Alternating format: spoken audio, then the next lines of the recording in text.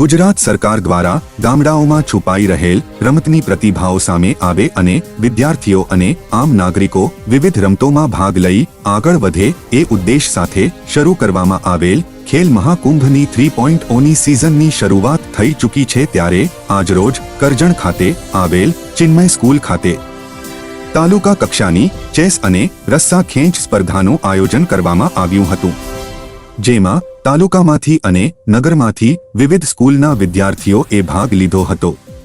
વિજેતા ટીમો આગામી દિવસમાં જિલ્લા કક્ષાએ ભાગ લેશે।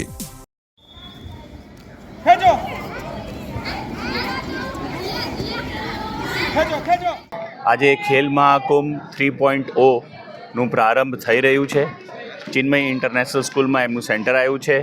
આજે બરોડાની અલગ અલગ સ્કૂલોના બાળકો જે બધા રમતગમતના સ્પર્ધીઓ છે બધા આજે કરજણ ખાતે આવી રહ્યા છે અને આજે રસ્સાખેંચ અને ચેસ ચેમ્પિયનશિપનું આજે રમતો છે, એટલે આજે બધા જ બાળકોનું ખૂબ ખૂબ ચિન્મય ઇન્ટરનેશનલ સ્કૂલના પ્રાંગણમાં સ્વાગત છે।